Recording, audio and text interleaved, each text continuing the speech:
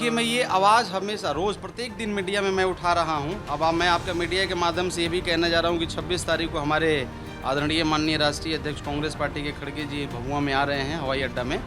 और ये प्रत्येक दिन हम लोग उठा रहे हैं। हमारे नेता आदरणीय माननीय राहुल गांधी जी भी उठा रहे हैं इसको। और हम भी रोज़ बोल रहे हैं मीडिया में। ख़ासतौर पर सासाराम पार्लियामेंट का यदि भौगोलिक स्थिति देखिएगा तो यहाँ से हज़ारों नौजवान भाई प्रत्येक दिन ट्रेन में लद करके जानवर जैसा अलग अलग जगह जाते हैं। कुछ लोग तो अपना जान भी गंवा देते हैं। अभी कुछ दिन का घटना है, इसी कुदरा प्रखंड का घटना है कि एक भाई कमाने के लिए दिल्ली जा रहे थे, वो ट्रेन से गिर करके, चूँकि जनरल बोगी होता है और जनरल बोगी में अंदर देखिएगा तो जानवर जैसा लोग उसमें लद के जाता है। द्वार पर बैठा था, नींद आया, गिर के अपना जान गंवा दिया। तो हज़ारों सैकड़ों प्रत्येक साल हमारे भाई, इस फील्ड के भाई, नौजवान भाई आज तबाह हैं। बेरोज़गार जो है, बेरोज़गार लोगों का एक बड़ा फौज हो गया है। जो बेरोज़गार लोग जो हैं आज का डेट में, ये आदरणीय माननीय जो हमारे प्रधानमंत्री जी, इनसे लड़ाई लड़ रहे हैं। ये लड़ाई हमारी लड़ रहे हैं, सासाराम पार्लियामेंट के जितना जनता है। यदि आप देखिएगा किसानों का हालत बदहाल है। किसान तो अपना फसल उगाते हैं, लेकिन आप देखिएगा तो इनका औने पौने दाम में किन लिया जाता है। उसके बाद यदि देखिएगा तो स्वास्थ्य का हाल बदहाल है। यदि छोटा सा रोग हो जाए तो मुझे दिल्ली पटना कहाँ भागना पड़ता है। शिक्षा का हाल देख रहे हैं। उसके बाद में मैं मांग कर रहा हूं कि हमारा पर्यटक स्थल बनना चाहिए। डालमिया जो फैक्ट्री है वो बंद है, वो शुरू होना चाहिए। PPCL जो है वो बंद है, वो भी चालू होना चाहिए। मैं गांव-गांव चल रहा हूं, आपको मैं बता रहा हूं, जितना पहाड़ी इलाका में मैं कल भी था, एक ही लोग रो करके, आंसू बहा करके एक ही शब्द बोल रहा है कि भैया छोड़ दीजिए, नौकरी दीजिए, नहीं दीजिए, खाना भी मत दीजिए, चलेगा, लेकिन कम से कम पानी तो मिलना चाहिए। मैं कल था पहाड़ी इलाका में, उधर नौहट्टा था और चैनपुर तरफ था कल परसों। मैंने देखा बखारी देवी में मैं कल गया था, लोगों ने हाथ जोड़ के यही केवल रिक्वेस्ट किया कि कम से कम आज़ादी से लेके आज तक हम लोग को पानी तो मिलना चाहिए। पानी के लिए लोग मोहताज है। और बड़े बड़े ये जो लोग पुल बांध रहे हैं कि ये किए, वो किए, यहाँ किए, वहाँ किए, जनता जाकर के पूछ रही है, जनता सवाल कर रही है कि पानी हम लोगों को नहीं मिल रहा है और पानी मिलना चाहिए। तो ये सब हमारी मुद्दा है। वहाँ देखिएगा तो बनारस से लेकर के जो कलकत्ता तक ग्रीनफील्ड हाईवे बन रहा है, वहाँ किसान परेशान है। किसान का ज़मीन कहा जा रहा है कि नहीं देना ही पड़ेगा। किसान कह रहा है कि भाई हमारा जो वाजिब रेट है उसको दीजिए। किसान का मांग भी जायज़ है, मैं उसके साथ में खड़ा हूँ। महिलाओं का दशा देख लीजिए। हम लोगों ने ठाना है कि यदि हमारी सरकार बनेगी तो हम लोग महिलाओं को, हर महिलाओं को 1 लाख रुपया देंगे, 8,000 रुपया महीना देंगे। उसके बाद में नौजवानों को रोज़गार देंगे, 30 लाख नौजवानों को हम लोग रोज़गार देने के लिए सोचा है।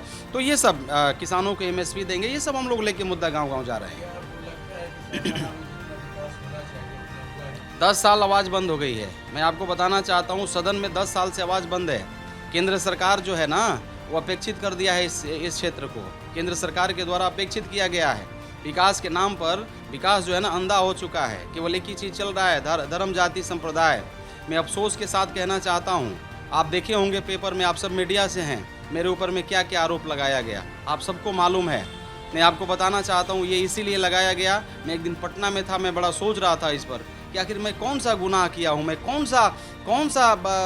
मैं इतना बड़ा गलती कर दिया हूँ कि रोज़ पेपर मेरे ही बारे में लिख रहा है कि आप ये कर दिए, वो कर दिए, ये हैं, वो हैं, धर्म, जाति, संप्रदाय के नाम पर ये वो बहुत सारे आरोप लगाए गए। मैं यही सोच रहा था एक दिन, तो मैं अपने मन में यही विचार किया कि मैं गरीब बाप का बेटा हूँ। मेरे पिताजी, आपको मैं बताना चाहता हूँ, 5 साल का समय में अनाथ हो गए थे।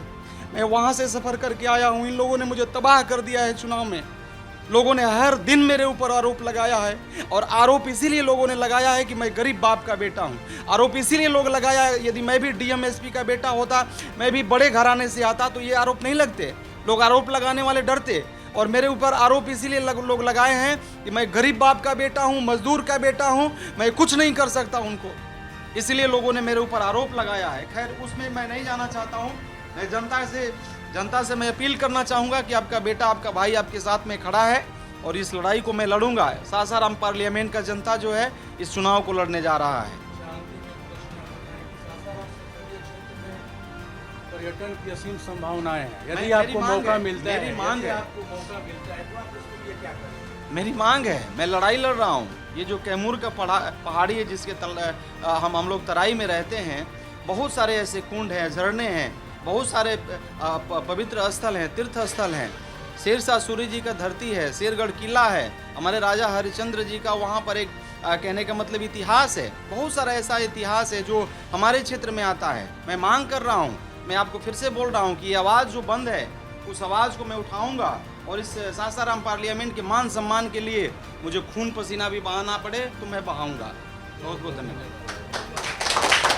अगर आप इस वीडियो को फेसबुक पर देख रहे हैं तो फेसबुक पेज को लाइक कीजिए और वीडियो को शेयर कीजिए। अगर आप इस वीडियो को YouTube पर देख रहे हैं तो YouTube चैनल को सब्सक्राइब कीजिए और घंटी के आइकॉन को दबाइए।